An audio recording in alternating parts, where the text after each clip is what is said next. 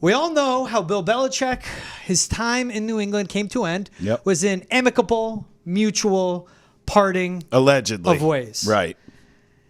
And then Robert Kraft went on the Breakfast Club, had his long interview where he made sure within the first minute to say, call me Thundercat or RKK. Dumb. And also said, I didn't like it that I had to fire him.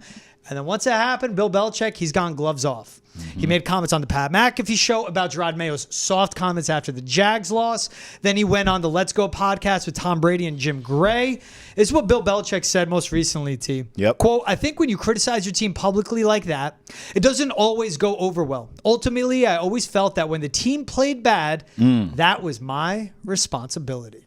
Sounds like a real head coach there. Accountability. Yeah, I mean, listen, you and I have talked about this too. With Bill, I feel like outside of one pretty extreme case, I feel like for the most part, guys didn't get in trouble. They flew straight. Everyone knew their role, accountability. Mm-hmm. You know, there was really no need for Bill to stand up there after a loss at that podium, because he didn't give you much anyways, right, in terms of sound bites. Yeah. There's really no need for him to stand up there and start calling names and saying my team's soft and blaming guys and, you know, the execution wasn't there and all this kind of stuff.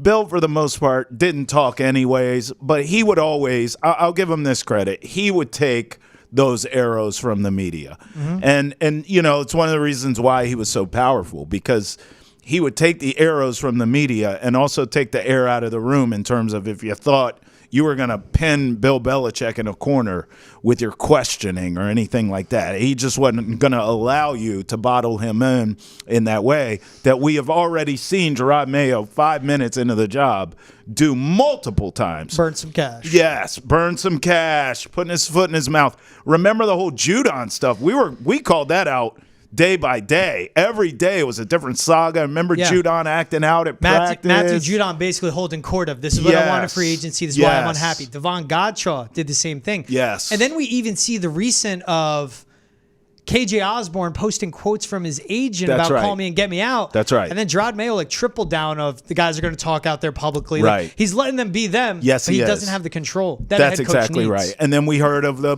ping pong table and guys riding their bikes in the locker room. So Jerod Mayo from the beginning has taken this sort of opposite approach of what Bill Belichick brought to the table. Now, I understand that. After breakups, you usually go with someone that's the complete opposite, even though Jerod Mayo's a Belichick disciple.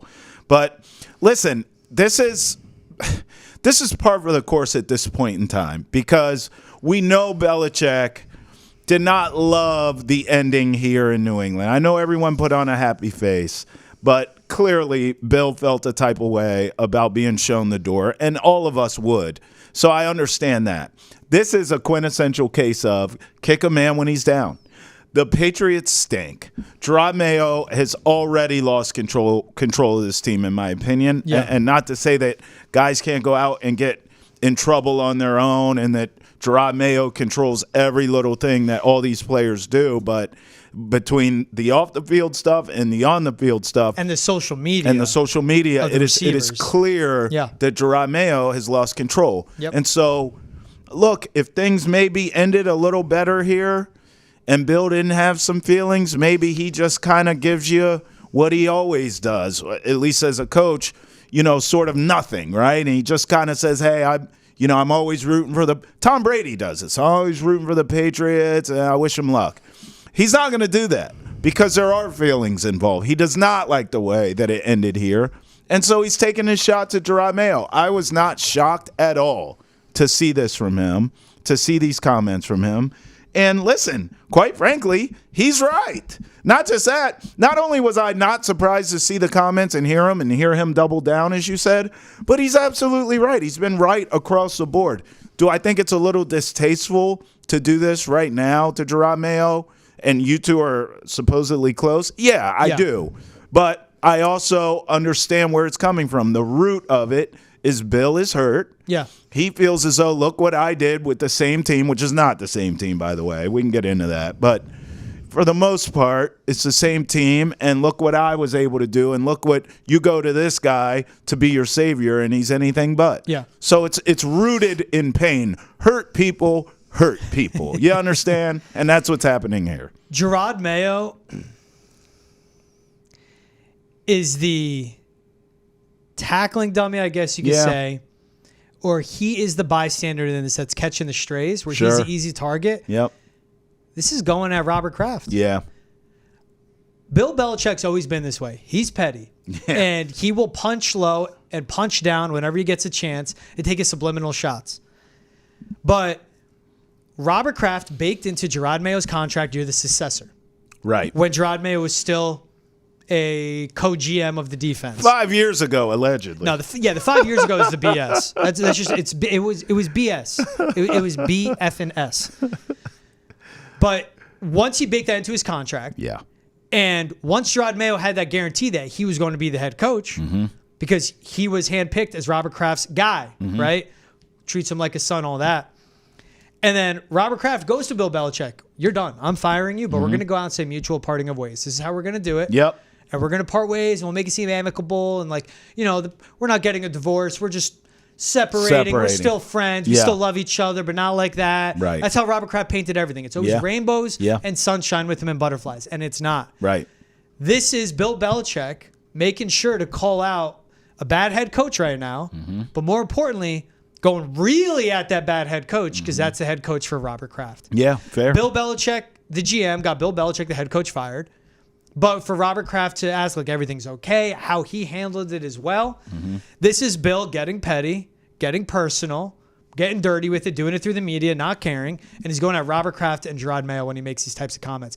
For him to go out, too, say, that would be my responsibility if they're playing soft, to call out players name by name and go, they're not soft. Right. They hear that and they go, that's our guy. Yeah, and that's he's Bill. like, I feel bad for them. That's Bill. Again, Belichick, the GM, lost head coach Belichick the job. Those players still loved him as a head coach. Both sides of the ball still loved Bill. Yep. He doesn't care what he's doing. He's just pouring gas on the fire right now. Then Tom Brady comes out and basically says, he was like, you've said it, coach, on the podcast. You can't run the ball. You can't stop it. No kick coverage. That is what defines a tough team. Yep. And they're not doing that. Then Devin McCourty comes up and ask about toughness. He goes, toughness isn't a skill set. You don't need to be fast or do anything special to be tough. The second part of that is, why, Jerod? Why is this team not tough? When you hear a team isn't tough and they are soft, you think, what is the head coach doing? How is he getting them ready to go? Yep. Mayo and that staff have a lot of questions to answer going into the next week. And they haven't been tough the last 5 weeks. Go back to that Jets game. They were run all over. And 3 out of the last 5 games, they've produced nothing on the ground. The last 2 games, Drake May's been their leading rusher. This past week, he was their leading rusher, 18 yards. He got 15 on one scramble. Then you have Ty Law going on radio saying, that's right, they're not tough. Tom Brady, Devin McCourty saying this. It is looking awful for the Patriots. Well, think about this. From a Jerod Mayo standpoint, you sort of invite this when you walk back comments. This is why, remember, when the soft thing came out and he said what he said, you and I both said, well, that's a bold move, Cotton. Let's see how this plays out. And then he walks it back and we go, no, that's a worse. Listen, even if you're wrong, okay, in your position you are in, sir, you just got to double down on being wrong, okay? Say it with your chest twice. Yeah, we're soft. Call your guys out and own it, because the second you start, well, that's not really, what I was saying was, what had happened was, now you're inviting the criticism, not only from within with your own players, but all these legends we're seeing, right? Yeah. McCourty, Ty Law, Brady, Belichick. So I just think Jerod Mayo, again, I've been saying it from the beginning here, unfortunately, because I want the guy to win. I think he's in over his head, George. I do. And it's even walking back the soft comment is yet another example that we have of that, where he's just, I don't know if the moment's too big or he just wasn't ready. He didn't have enough experience as a coach or what the hell. But it's probably a number of things. But listen, this is the reality of it. You start walking back comments, you're inviting outside criticism now, and it's coming at him from every angle. And what's big is when Devin McCourty says, what is the head coach doing when you hear a team isn't tough? Right. Jerod Mayo is asked on his Monday morning spot on the Greg Hill show, obviously, do you feel like you're doing your job? And he said, I think I am. He's saying, our record isn't reflecting that, but as far as practice and demanding a lot from the players, I'm doing my job. How can you say you're doing your job if your team is getting beat at the line of scrimmage 5 straight games on the defensive side of the ball, which you coach and is in your expertise, and give it, you're dealing with injuries, Barmore, Bentley, Peppers, literally all 3 levels. Peppers is different, not an injury, not a good situation for him, but he's away from the team. Given all of this happening, and I give you credit, T, because you go, he can't be the head coach if they finish like this. And I say he will be because the owner cares too much about optics. The second Jerod Mayo is hired, I said this is a 3-4 win team, and there will be improvement. I'm wrong on that. There hasn't been improvement. They've taken a step back. Yeah. But this is a 3-year plan because it's Robert Kraft and everything is sunshine and rainbows. Recent report by Greg Bedard of the Boston Sports Journal. He was on Felger and Maz. He was asked if the organization is concerned about Mayo and the team. He said there were second guesses over the summer. While Mayo's return isn't guaranteed if the season continues to collapse, many, including Mayo, could be fired. So over the summer, very bland, very broad, but that takes me into training camp. When Matt Judon's holding court, when Devon Godshaw is waxing poetic, when Matt Judon is just walking however he wants on the training camp field, on the practice field, then going up and talking to Elliot Wolf and Matt Groh himself on top of the walk back of comments, putting his foot in his mouth. And the many, including Mayo, could be fired if this collapse continues and the season gets worse, which is hard to see. That's Elliot Wolf. That's the leader of your front office. That is Jerod Mayo, and that is cleaning house on the coaching staff. Because out of these coaches, I don't know who wants to stay. I mean, listen, bro. I've been consistent with it because I've just seen it. And you and I both have covered this league long enough. I don't give a damn what Robert Kraft says, and he's my friend, and I knew this many years ago. This is a what have you done for me lately bottom line business. It ain't personal. It's business, okay? So you just said, I mean, if this team wins 4 games, he should keep his job. They ain't winning 4 damn games. Go down the schedule and find me the wins. I'll wait. I'll give you 1 maybe with the Titans. Maybe. But they just made a quarterback change, and that could be for the better because that kid Will Levis stinks. And that means they're going to be running the ball, which, by the way, you can't stop. Which you can't stop. So I'm not even willing to give the Titans game, but go down the schedule and find me 3 more wins. You can't. Okay? And if you do, I'm going to argue with you for all of them. I think this is a 1 or 2 win team. In this league, you are fired, and your whole staff is fired. And by the way, now we know Drake May can play. You don't stick with this damn coaching staff that can't develop. You can't trust this coaching staff to develop this kid. You got to clean house. Out the best of them. Right. You got to clean house and bring in an offensive-minded coach, which some of us were saying you should have hired from the beginning, but that's another podcast for many more days in the future where we remind you that we were right.